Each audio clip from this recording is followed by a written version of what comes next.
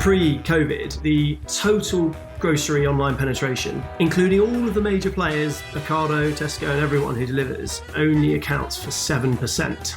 It's just extraordinary when, we go to do talks now at our old school and you see these 18-year-old kids at sixth form just glued to their phones. And these kids they've grown up with smartphones, whereas we didn't. Do we really think that 93% of them will be doing their grocery shopping offline? It's just never going to happen. These are turbulent times. It's never been more important to know where your company's money is going. Let Plio help. Their smart credit cards ensure your team can buy what they need to stay productive wherever they're working. You set spending limits and see in real time what people are paying for. Something doesn't look right? Flag it with a tap of a button. Take it from me, I've been relying on Plio for years. It's so easy to set up and run, and keeps our money secure no matter what's around the corner. Head to plio.io and sign up today. It's a tough time for many businesses during the pandemic, but one sector in particular is thriving: the world of delicious food delivered to your doorstep. And whilst there are those that rely on things like Ocado, even the business pivoting their models to welcome Deliveroo and Uber Eats like your local Nisa, or if you're feeling fancy M&S, the demand for food delivered to your door so you don't have to risk going into a supermarket is unparalleled. And that's why it's an exciting opportunity to chat to the founders of two brilliant brands, Mindful Chef and Allplants, in this week's Secret Leaders. Now, Mindful Chef was founded by three school friends, Giles, Miles and Rob, in 2015 with the mission of making healthy eating easy. They scaled from their apartment to 5 million meals delivered and a £75 million ARR in just 5 years, having raised a total of £9 million. And if you think that sounds good, you can surely imagine what's been happening to their demand right now. Meanwhile, Allplants was launched by brothers JP and Alex in 2017 and have already served 1 million plus meals, and recently launched Europe's largest dedicated plant-based kitchen, a massive project and investment in December, which sets them up to scale to 50 million plus. Hot on the heels of Beyond Meat's IPO, Allplants set a world record crowdfund campaign in February. In 2019, Allplants are taking plant-based to the mainstream. Over 2/3 of Allplants customers aren't vegan or veggie at all. They just want to try eating more plants. Without further fanfare, this is how we're going to run today's session. Each of you is going to please share a 5-minute intro of your story to date. We just got the high-level view of where you are now, but going back to where it all started, your why and your how, one at a time, and then we'll get into the topic of where we are today. So, I guess take us up to January, because the majority will cover from January onwards. So, Giles, if you'd like to start with your rocket ship and your riveting story, tell us about your journey with Mindful Chef, please. Our rocket ship. Okay. So it all started, as you mentioned, the three of us, myself, Miles and Rob, three school friends from Devon. We all went our separate ways, different universities after school. And it was in the summer of 2014 that we got together. We were actually just back home, all working in London, but we were back home because Devon is so damn beautiful. And we were on a French fishing boat called the Compass Rose, which is the friends are actually a local fishing family, and we were out there just helping them out. It was one of those just fun days out on a summer's August day, and basically we saw them landing the fresh fish, and we thought, this is interesting. They basically text all the local villagers, sent around an SMS to about 500 local villagers, and just said, this is what we've caught today. Come on down to the dock and get your fresh fish. And we thought, that was the kind of moment where we saw this amazing fresh produce being landed and handed straight from trawler to the villagers, and we thought, wow, how can you kind of reimagine the supply chain and I guess take this amazing produce that we have around the British shores and around British farms and essentially get it to more people than just a local village. And so we got thinking, and it was in late 2014 that we came across recipe boxes in America initially, and we thought, this is interesting. There's this movement where it was actually some friends who said, in New York particularly, they said, do you know what?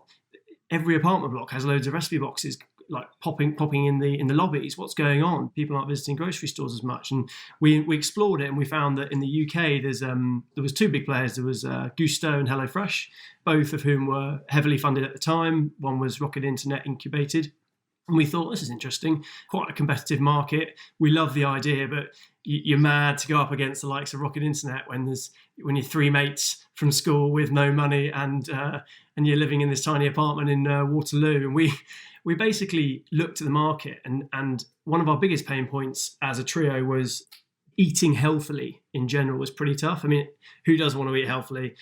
Pretty much everyone does, but it's just quite hard to stick to.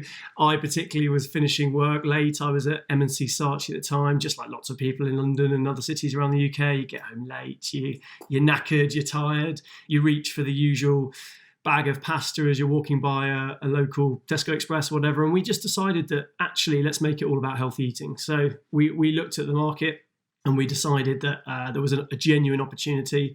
When we tested the other boxes, we found that they would just load them with a lot of refined carbs. We call them cheap, stodgy fillers, but essentially we thought, do you know what? People eat a lot of refined carbs anyway, so white rice, bread, pasta, etc.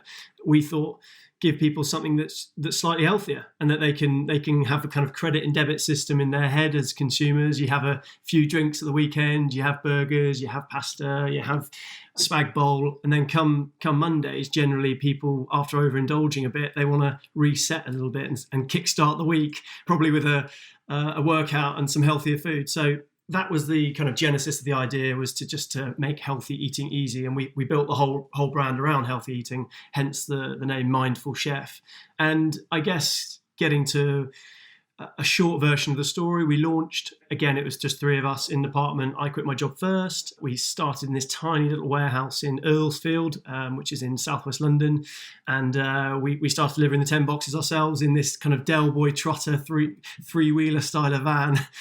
One of us was on, running the Instagram account. One of us was driving the van, and it was very cowboy, but we thought, hey, just go for it, MVP, get something off the ground and see what sticks. And we started delivering boxes, and we went from 10 boxes to 20 to 30. It was very much friends and family for 2015, very much beta phase. And we wanted to learn loads about the market and see whether people actually wanted healthy meals. And there was a demand there, even though there was two pretty big boys in our space. We still managed to muscle in and say, look, guys, they're doing their thing. They're loading the boxes with loads of cheap fillers, but do you know what? We'll add a healthy dynamic, and let's see who wants it. And that was kind of how it all started, really. And we were quite lucky in that we got to about a year in, and an angel investor emailed us out of the blue and just said, do you guys fancy investment? It was pretty quick from there, I guess. We crowdfunded once after that on Seedrs. We raised $1 million in the summer of 2016 on Seedrs, which was awesome. Did that in 10 days, and Sir Andy Murray became an investor, which was great, and Victoria Pendleton, CBE. So had a couple of the country's greatest sports stars who invested through Seedrs. And then again, 18 months later in 2017, in October 2017, we crowdfunded on Crowdcube this time, because everyone wants to know which one's better. So we thought we'll try both. That time we raised 2 million, and we grew the business from there again. And every time we kept on just innovating and adding to the range and trying to learn as much as possible. So those were our two principal rounds up until about a year ago, where we were approached by Piper Private Equity, and we took our Series A and raised 6 million from them, taking us to the total of 9. And here we are today, really, in unprecedented time. Who's the best chef out of the three of you? I'd actually have to give it to Miles.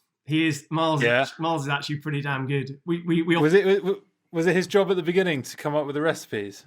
No, it wasn't actually. In the very beginning, yes. And then we very quickly, our employee number one was, we realised that we were pretty average chefs. So employee number one was our first chef, Louisa, who's still with us today. All right, JP, can you match that? Yeah, so firstly, I wasn't born a vegan, of course. I grew up having Sunday roast and with long summers at meze tables with my Cypriot family, eating halloumi, calamari, souvlaki. So for me, actually, like some people, my journey started when I agreed to, or I offered actually, to eat veggie to impress a girl, Delphi, who's now my wife. But that was just at home, and I was still making sure that I could enjoy a good steak or a burger when I was out and about, because I was a guy and I was manly. The weird thing at the time was, and this is 7 or 8 years ago, I was in the middle of launching a healthcare chain of medical centres focused on wellness, medicine, and diet. And I'd read actually quite a few books and watched documentaries about the quite horrific truth of what happens inside factory farms. But it's weird, you just park that stuff and somewhere and ignore it because, cheese tastes so good and change is hard. So it was then about 5 years ago where in the space of a week, I thrust myself down a deep rabbit hole learning about the enormously destructive environmental impact animal agriculture has on us and our planet. It's far, far bigger emitter of carbon than all of transport put together. That's airlines, trucks, cars, boats, trains, you name it. And I pretty quickly realized that kind of like electric cars or solar power, the only viable future for life on this planet is a fully plant-based food system for all. And so with that realization, I suppose I drew myself into a corner of logic and had to act. I couldn't really get my head around becoming vegan straight away. It seemed far too difficult and odd. So I started with a 1-week experiment to eat veggie. And then actually, when I caught up with my brother Alex that weekend, I found out he'd actually watched some of the same films as me that week, and he'd already gone from 0 to 1 vegan overnight. So I, of course, very quickly rolled into a month of testing out eating 100% vegan. And, I've never looked back. I suppose at first, if you enjoy cooking and have the time to learn whole new recipes, then it can be a really awesome adventure, discovering the latest and greatest plant-based eats. But man, as soon as I was busy, I'd find myself coming out of any local food shop with, at best, a bag of carrots and a pot of hummus, which is their only quick vegan meal there, right? And, far, far too often. And I love hummus, but that gets pretty bland and boring eventually. And I also pretty quickly got frustrated, I guess, almost bored of wasting my time explaining or trying to champion any of the health or ethical environmental reasons to eat more plants. It just fell on deaf ears and it got me into arguments with lots of good friends and family.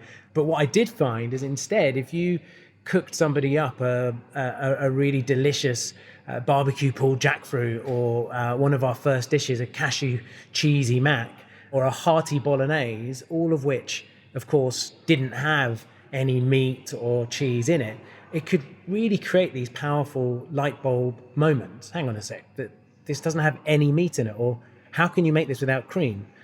For me, the reflection was, well, food decisions, even my food decisions, took me a long time, and they carry so much cultural, religious, habitual inertia. And so it's going to take ages for the whole world to start eating this way, and our planet simply can't wait. And I was convinced that actually it's going to be all about taste buds. Taste buds rule. No one's got the time in their day to really think rationally every time they're having to make a food decision. We need to show people that, man, this is delicious, and actually it's not a compromise. You don't have to give anything up. And if we can do that, then it could create a tidal wave of adoption. So yeah, and actually the funny thing is that I guess I found myself, after building a couple of ventures before, having moved back from Kenya, I'd actually spent a number of pretty painstaking years looking for the right next venture to build and, hacking together MVPs and working with all sorts of different buddies and teams to try and find, this is the next thing we'll do. And I always kind of threw them away quite quickly because they just didn't stand up. And I guess it wasn't until I found a pain point that I was really frustrated with every day, 3 times a day, and actually a problem and a mission that I would genuinely run through walls for day after day, that it clicked, and so I feel really very, very lucky for that. Of course, so I quit all my other projects and started cooking. And that was, obviously I'm not a professional chef, so that was fun. We ran weekly supper clubs in the first 6 months to refine recipes and prove that cooking from frozen, not just cooking amazing vegan food, could be as good as a restaurant food experience. Because I really believed in the fact that although at one stage we were thinking about creating a restaurant or chain of restaurants, that actually I wanted to build something that could scale way faster. And I'd been looking at D2C, or actually I call it chef to customer now, for a while for lots of other ideas. But, we really wanted something that could scale a movement fast. So in the next few months, we built our first kitchen very quickly and got ourselves launched and shipping nationwide on time for Veganuary in 2017. And we've been creating new recipes ever since. And, now having started with 6 recipes, today we have over 50 across breakfast, lunch, dinner and desserts, and launch new recipes every month. Everything's handmade by our fantastic chefs in London. And, we've already won dozens of culinary awards, and that really means a lot to us because we do everything we can to push the creative and flavor boundaries with real, natural, good food. You know, there's something you'd cook at home if you had the time and could be bothered to go and get all these unusual and exotic, elegant ingredients. And you know, most importantly and excitingly, from year one, we found that over 2/3 of our new customers weren't vegan or veggie at all. And that's the same as today. And, you know, actually, they're just keen to have a few vegan-ish days a week. And, you know, we make that easy, healthy, and delicious for you. And that's the impact we're most excited about. And that's how we can really move the movement forward. And so yeah, and actually most recently, you know, we literally a couple of months ago, just at the start of the year, built and moved into finally Europe's largest dedicated plant-based kitchen, which has been a long time in the making. And so it's really exciting having everything under one roof, and it's really now starting to allow us to cook a lot of fantastic food.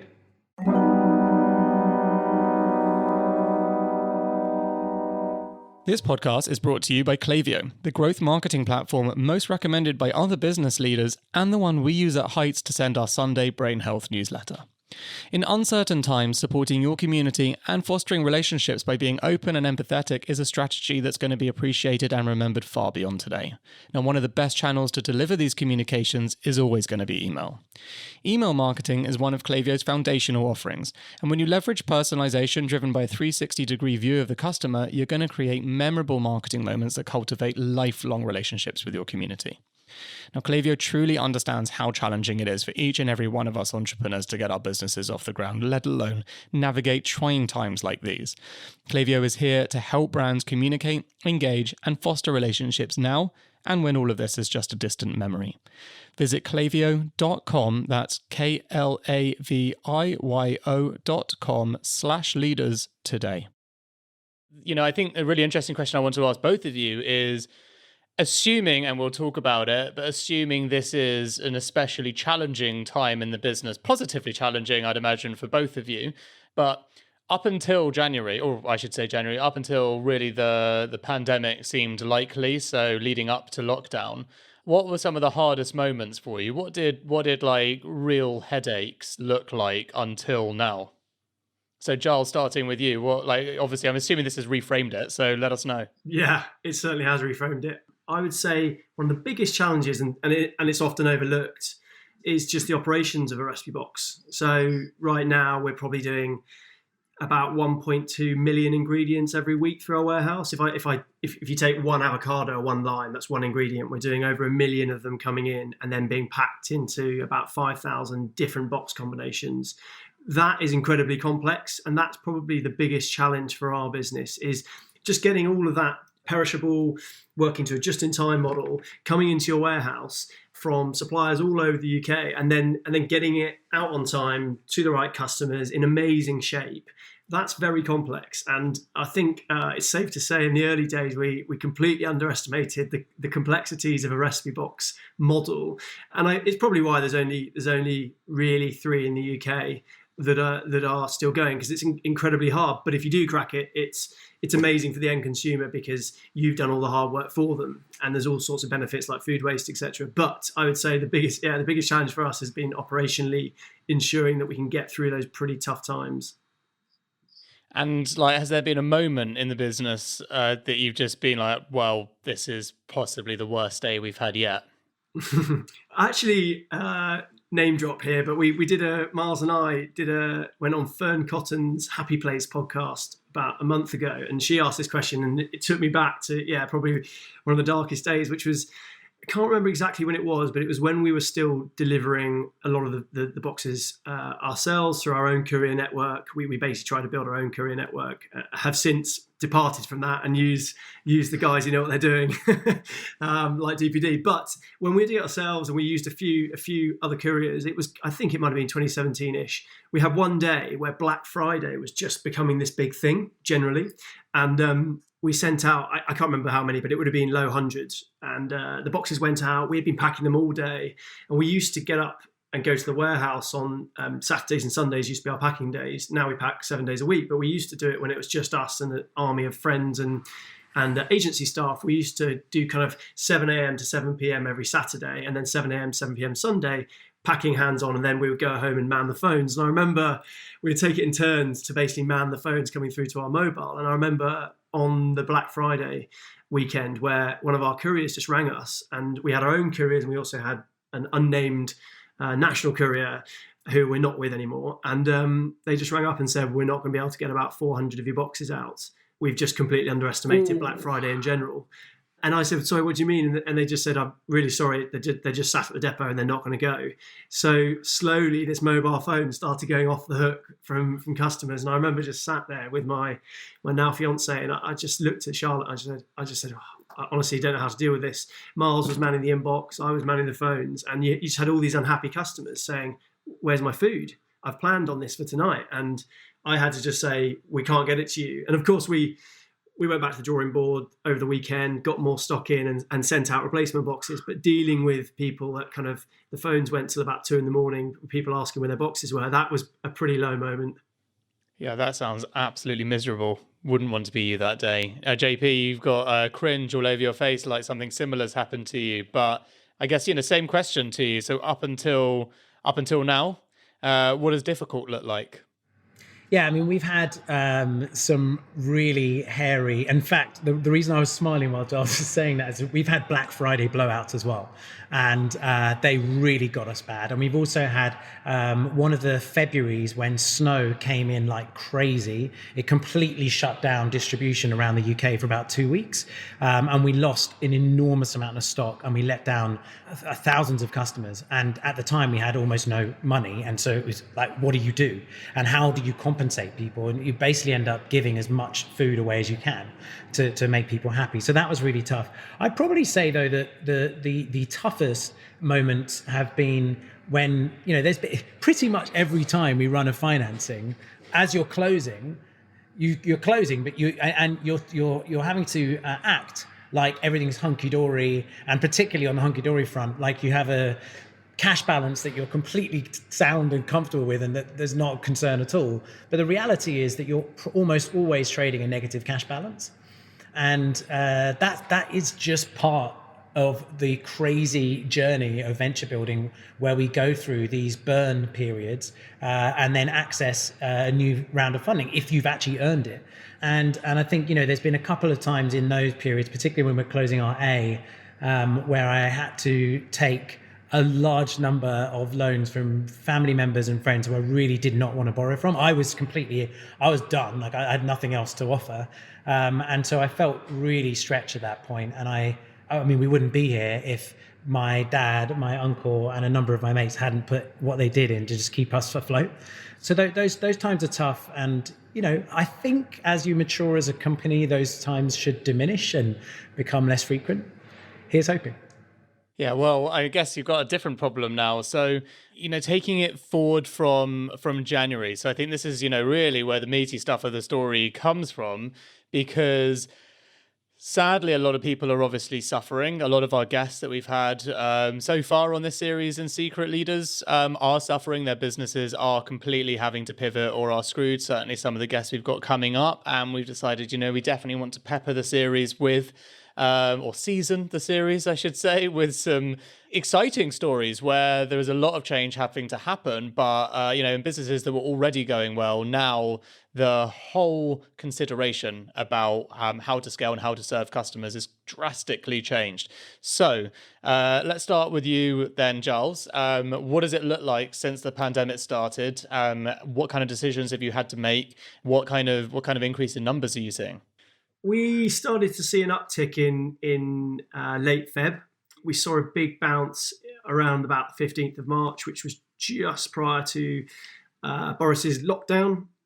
Before that, I guess it's worth pointing out that one of the biggest things holding back groceries going online in general is the extraordinarily low penetration rates. So pre-COVID, the total grocery online penetration, so there's about 200 to 220 billion spent on groceries, not including restaurants and takeaways, etc., but groceries, including all of the major players, Ocado, Tesco, and everyone who delivers, and recipe boxes. Online penetration only accounts for 7% of that total. So a lot of people, when you ask them, think, probably 20%, 30%, but it's actually only 7%. And it's one of the reasons why we got really excited back in 2015, 2016, was we were thinking, it's just extraordinary when, we go to do talks now at our old school and you see these 18-year-old kids at sixth form just glued to their phones. And these kids they've grown up with smartphones, whereas people of our generation on this call, we didn't, right? And so it's quite amazing to think that when those kids are adults in the working world in 5 years' time, for example, do we really think that 93% of them will be doing their grocery shopping offline? It's just never going to happen. And so that was the interesting thing pre-COVID. Obviously, groceries, because it's fresh and it's touching produce on shelves, etc., is obviously going to take a longer time to increase its penetration online compared to the likes of travel and fashion, etc. That's why it's lagged a little bit. But it's the largest vertical of consumer spending, so it's absolutely ginormous. The opportunity is huge. It's just taken a while, and obviously you have Ocado leading the way, fantastic, doing great things, licensing tech across the world. But generally, it's just been quite slow because there's all sorts of challenges. And when COVID came along, I mean, but by our measure, we think it may well have dragged the industry as a whole. I'm not just talking about recipe boxes, but the industry as a whole forward anywhere between. I mean, there's various guesses at the moment, essentially. There's various analysts working across the globe giving their predictions, but I've seen figures ranging from the industry being dragged forward between 3 to 10 years. I mean, literally overnight. It's essentially forced consumers who have never bought one grocery shop online to go, well, I might as well try this because there's queues around the block for my supermarket, which has got nothing in it, and every restaurant in the land is closed. So let me give it a go. And I guess to get back to your question and to kind of sum up what we've seen, 15th of March, it just went bananas. The website traffic went through the roof. It took us about 5 years to build a business up to 25 million in revenues, and then in 3 weeks we tripled it to 75. Wow. So, I mean, that kind of shows you the enormous growth that we're seeing. Now, we obviously know that we probably won't stay at that level. We're currently at that level, but we know that we're in the middle of a huge boom, and I'm sure it will level out somewhat. I think it's just hilarious that the first thought people have is, holy shit, I don't want to cook my own food or go to a supermarket. I need to get a recipe box. To be fair, that is the first thing I thought as well, is how many different types of meals can I possibly eat in Allplants in the same week? Maybe I should learn to cook. Yeah, we saw a huge, not just new customers, but obviously current customers as well. All of our active customers prior to that, they all started doubling down and buying. With us, you can buy up to 5 meals a week. So people who would normally buy 2 or 3 were going, right, I want 5, and our average order value and our basket sizes went through the roof. That's normalized a bit now as people realize there's more food on shelves in supermarkets. But the customer numbers are still there because they have a genuine need, and the awareness has just been boosted by COVID. So it's a very interesting time. It's hard, you can't say, it's hard to say exciting because of everyone going through this tough time, people being furloughed, people dying, which is one of the most sad parts of it. But I think for our industry, it's dragged it forward by a number of years, and I'm sure JP will say the same thing. It's just put us on the map to a lot of people who would love the service that we provide, but just never heard of us, because when you actually consider a mindful chef versus the revenues of a Tesco or a Ocado, you're still pretty tiny. Yeah, I saw a lot of companies had to close to new customers. Have you both been able to keep the doors open for new customers as well as your existing customers? Yeah, I mean, we did everything we could on that front, Rich, but after a very similarly timed spike, as Giles described, in the build up to, and then from the moment Boris made his announcement, pretty much, our acquisition went up by 8x overnight. And we can't sustain that because we can't 8x our kitchen output overnight. And so we managed to keep trading for about 7 or 8 days, and then we turned off marketing for over 2 weeks, completely off, absolutely nothing. And still the organic sales were higher than we've ever had anywhere. So our CAC was a delightful and ludicrously low level. But we also felt, we certainly weren't able to make hay while the sun shines, because we can't suddenly quintuple our kitchen output. But the other key thing going on here, and I guess Giles alluded to it, is aside from the massive increase in even testing adoption into the category of food online, the reality is that the total addressable market, at least in the short term, has rocketed.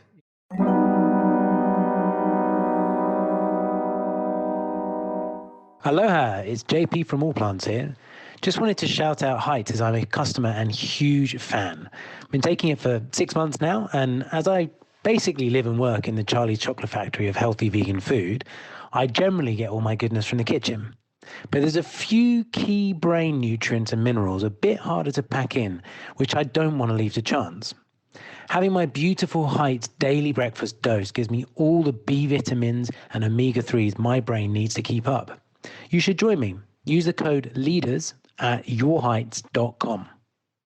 So let's talk about some of the practical stuff. I'm assuming inside your factories, you guys are having to adhere to the rules set by the government as well around social distancing. So it's not even as if the capacity you have in your kitchens can be operated with more food. Like, people actually have to space out in between there. And I know literally just from the supply chain of creating our product, which is nowhere near as technical as yours in that sense, like, our production runs slow down because people have to be 2 meters apart from each other. And that's not even food.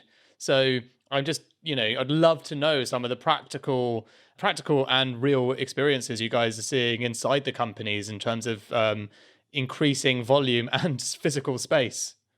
Yeah, I mean, I'll go first. I'm sure very similar again, but from our perspective, two key challenges really. As JP said, you don't just ATEX overnight, because it's not like we're both selling razor blades like a DSC or someone with 100,000 of them sat in a warehouse with which can stay there for months and months. We're operating just in time models. So in our case, obviously it's loads of fresh food coming in to be packed. One of the biggest challenges we had overnight was our protein lines, and particularly for us, it's in our name, Mindful Chef, but one of our biggest differences to HelloFresh and Gusto outside of the healthy angle is quality. So we will only ever use free-range chicken, grass-fed heritage beef, all of our produce is from the UK, sustainably caught fish, etc. So suddenly, if we go from where we were beforehand with our chicken farms, for example, amazing free-range chicken farm out in Norfolk, we ring them up and say, by the way,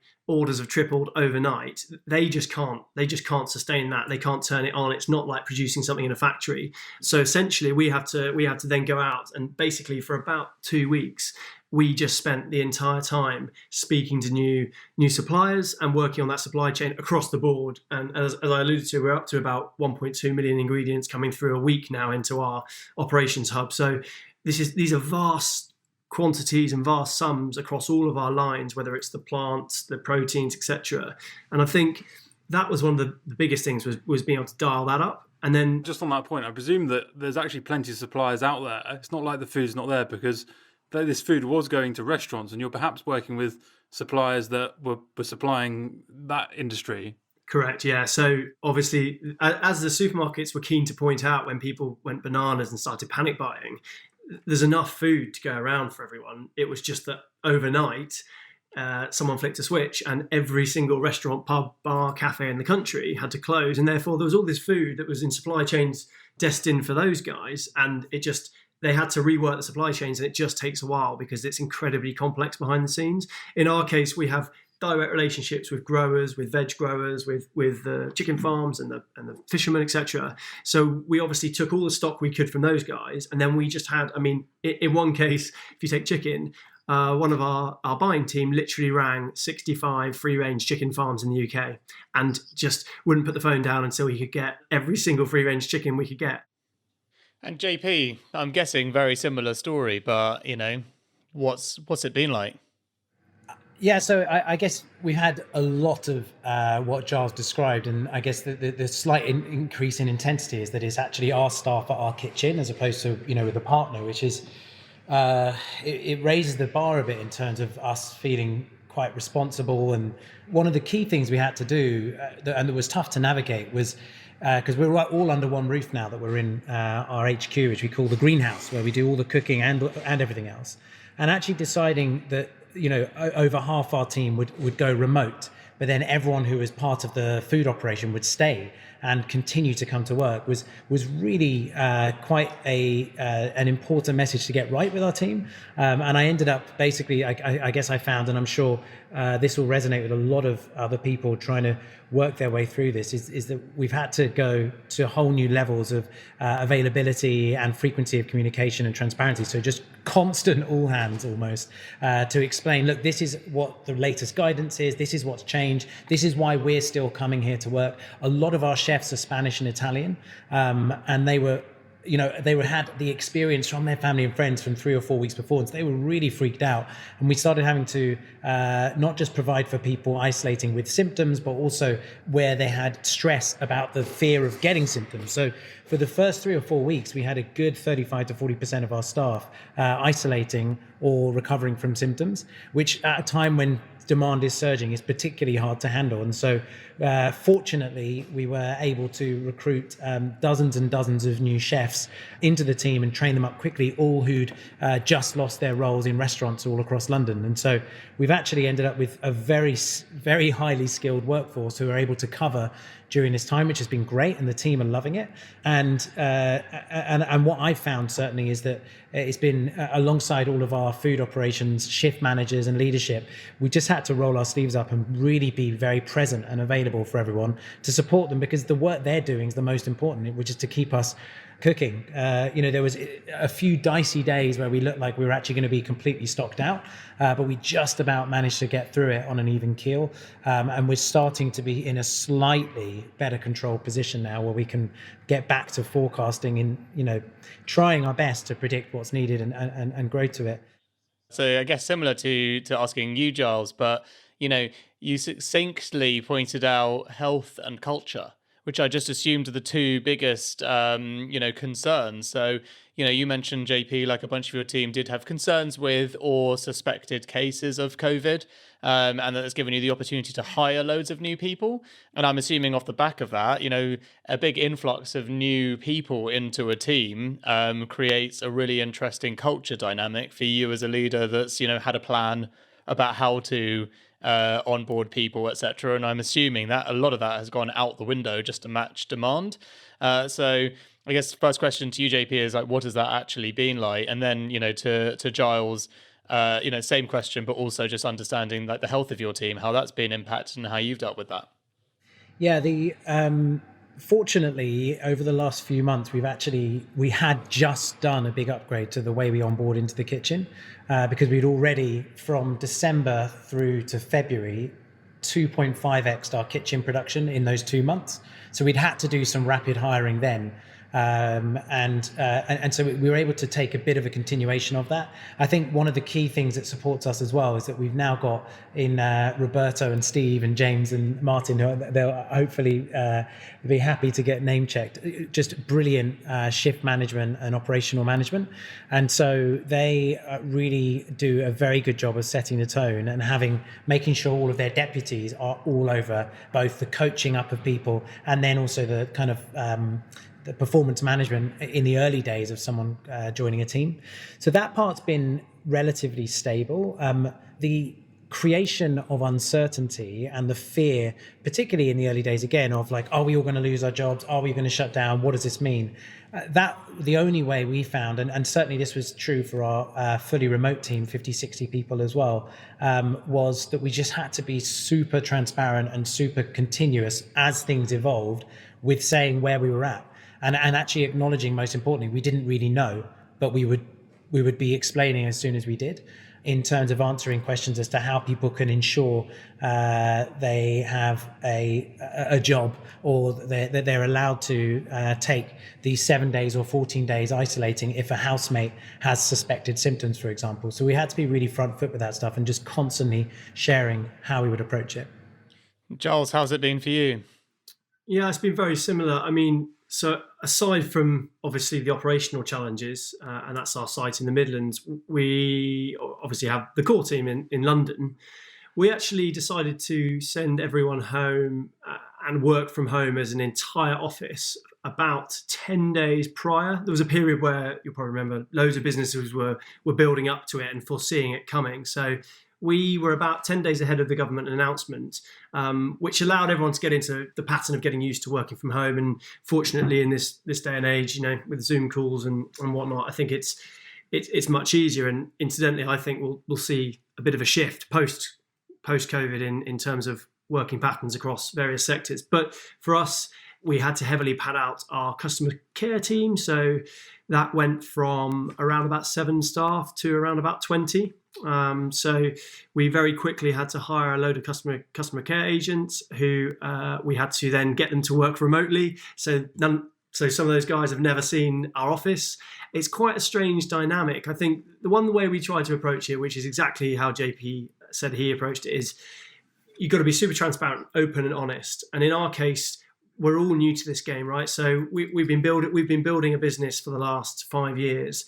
None of us profess to be experts at it, and there's no right or wrong. You can read as many books and listen to as many podcasts you want, but you learn along the way, and the best way of learning is doing it on the job. So in our case, we felt, culture is very important to us, and we've worked hard at it over the years, and it's something that comes with making sure that you look after people from the minute they walk in the door. But in this instance, obviously it's quite difficult when they're not meeting the rest of the team face to face. You're doing everything digitally and virtually. It's some examples of how we tackled it. The phone lines and the emails were coming so thick and fast during the key 2 to 3 weeks of the crisis that we were training up customer care agents, some of whom who lived in Australia, so they could work through the night for us. So we had a 24-hour cover across our customer care channels. So our head of customer services, Siobhan, who's UK based, she would be sat up with Miles, my co-founder, and they would be up at 1 a.m. for 2 weeks straight, training up these agents and bringing them on board and welcoming them and talking them through our values, etc., and our mission. And then, but more importantly, aside from all that, actually getting them up to speed with helping to manage the task at hand. So it was pretty complex. And now it's time for some good news on Secret Leaders. We're going to feature just 2 stories this week because they're pretty compelling and they deserve the right airtime. Now, as a reminder, we ask you every week to share your good news stories with me on Twitter at Dan Murray-Serter for a chance to feature your good news in the show during the crisis. Now, described by Men's Fitness as the Goldman Sachs, Real Madrid and Apple of personal training, Nick Mitchell's Ultimate Performance, the world's leading global personal training business, has had to do some considerable pivoting, as you might expect. They've now developed their body transformation program for lockdown. Just go to upfitness.co.uk to learn more and work out with the best trainers in the world at home. Also, huge kudos to Hamish Shepherd, the co-founder of bridebook.co.uk, who came up with the idea of furlontier.com. Think furlough and volunteer.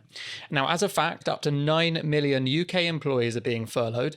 Thousands of charities and good causes need more help than ever.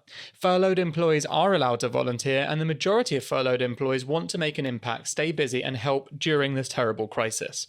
So, furlontier.com connects furloughed employees with charities and good causes that need their help.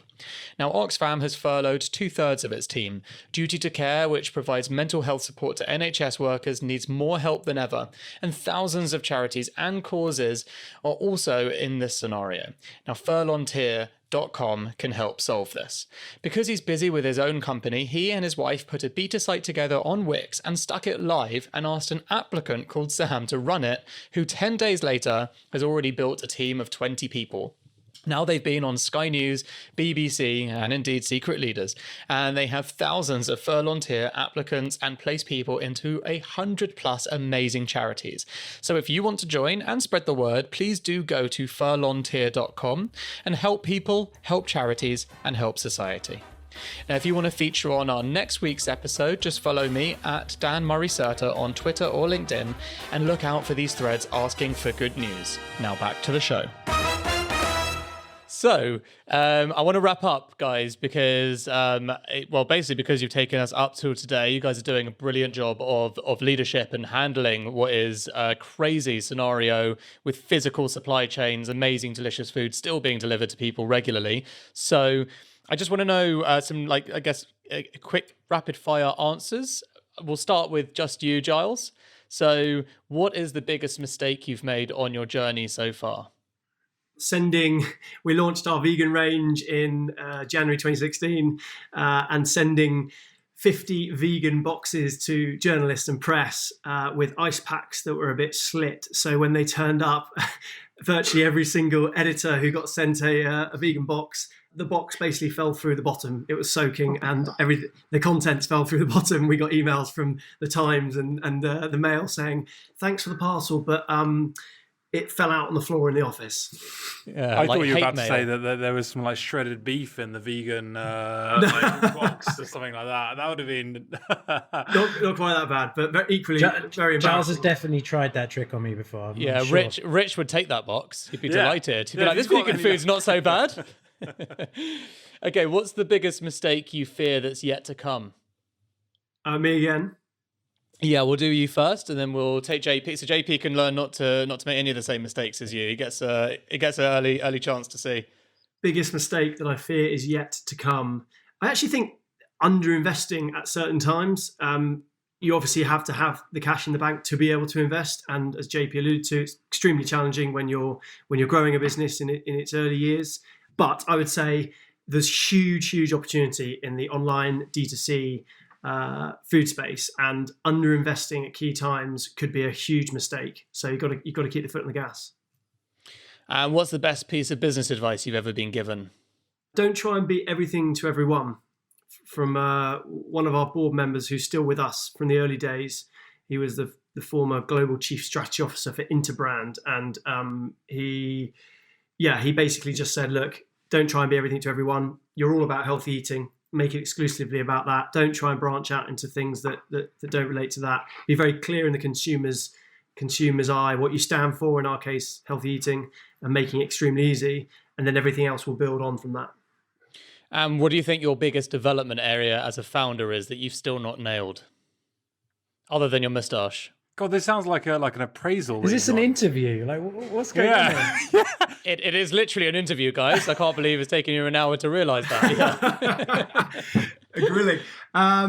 Biggest, I would say, because this is, for the three of us founders, this is the first time we've built a business, and the team is rapidly growing now. We were actually, one of our proudest stats was that we got to 10 million in revenues with 10 staff. So we were very proud of being extremely lean.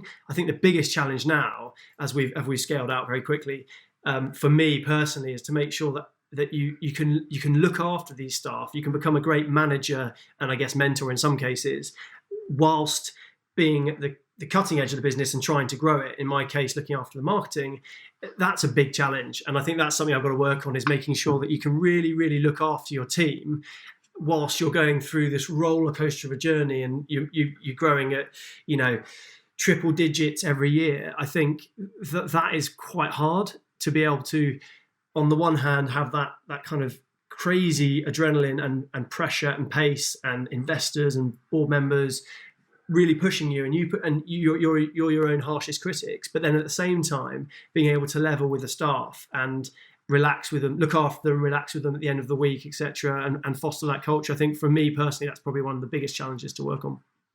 Okay, and then JP, what's the biggest mistake you've made on your journey so far? It is hard because I definitely make at least a dozen mistakes every day. I think one of the classic advices you always get, and I'm a great believer in, is hiring slow and firing fast.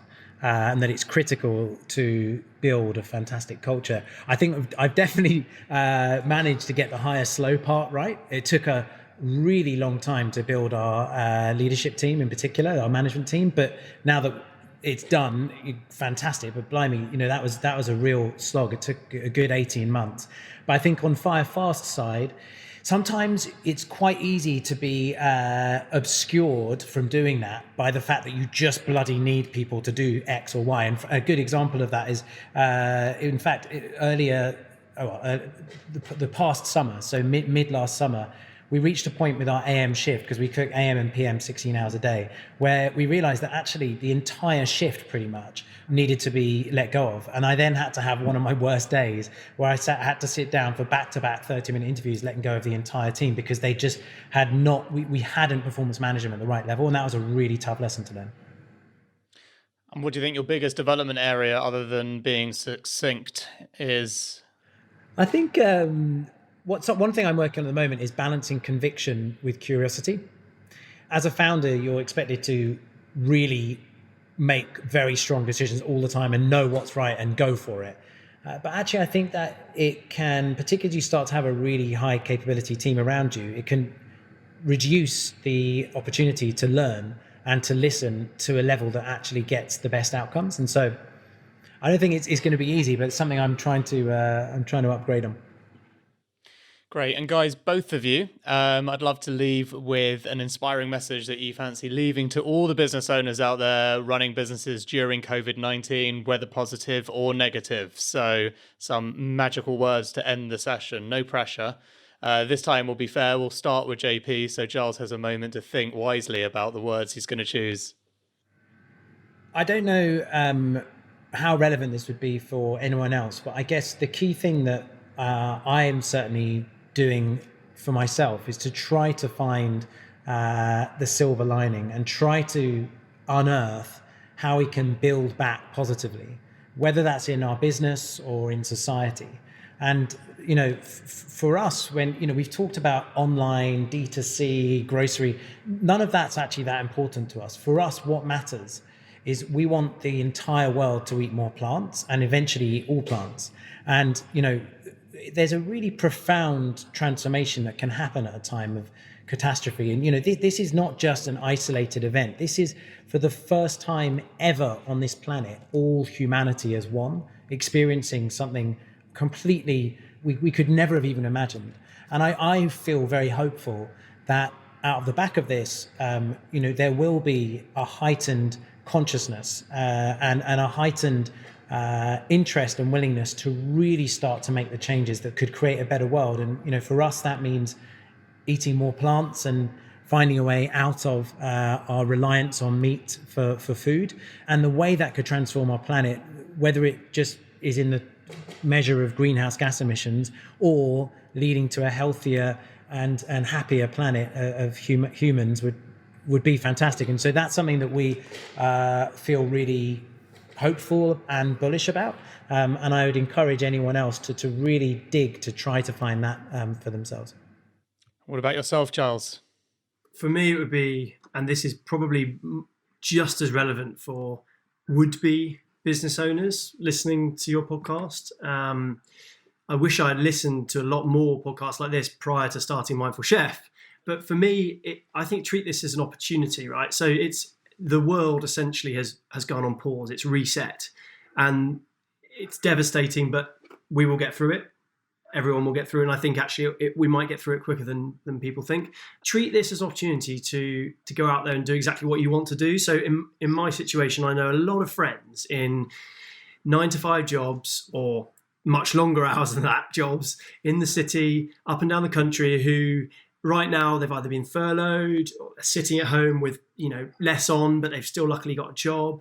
I think lots of those people now are kind of reflecting a little bit. And obviously, when you're not as crazily busy as some businesses are at this period, you do have a bit more time to think. And my reflection would be, just speaking to friends in those situations, is use this as an opportunity, because off the back of it, there will be lots of new industries, new opportunities, new areas that spring up. And I think there's opportunities out there for people to move into stuff they really love. And I know that there's lots of people sat at home enjoying some of the small things in life, and the kind of simpler things in life, which I think is actually wonderful when you look on social media and you look at people doing their gardens and reading again and spending time with loved ones again, which they haven't done for a while. I think use this as an opportunity to work out what you really love doing in life, whether that's starting your own business or going into a venture with a friend or a family member, or just trying to further yourself within your current career, whether it's the same industry, same company, but just pushing yourself a little bit more to something that you really enjoy, because this is a real opportunity. You don't normally the entire world just pauses for 6, 8, 10 weeks and then come out of it the other side fresh. So I think use this, and I think off the back of it, hopefully we'll see a lot more positive than negative, and it will take time, but I think it's quite a bright future.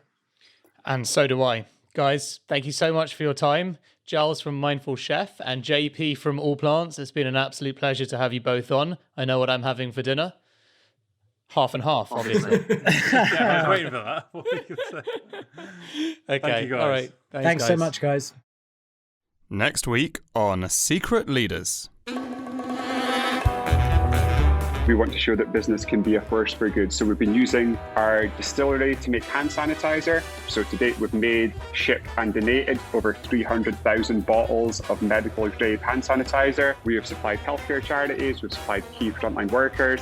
and we've also supplied NHS hospitals as well. We're happy to use the resources we have, use the business we have to do what we can to help. We hope you enjoyed this episode. It was brought to you by me, Dan Murray-Serter, producer Rich Martell, editor Harry Morton of Lower Street Media, and marketing by Hannah Russell of Mags Creative, and stunning visual design by our talented designer Christina Naru of smartupvisuals.com. You can check out show notes, transcripts, and our upcoming live events on our website, secretleaders.com. If you've not yet, please hit subscribe. Leave us a review, tell a friend, take a screenshot of this episode and add it to an Insta story. I mean, you know what to do. And tag us at Secret Leaders or at Dan Murray-Serter, and we'll add you to our story in appreciation back. Rich and I put together Secret Leaders for free because we love our day jobs as entrepreneurs, but every time someone takes the time to share it, it means a lot to us. So don't forget, it's the little things like that that keep us coming back every week and every year into the studio. See you next week. See you next week. See you next week. See you next week. See you next week. See you next week.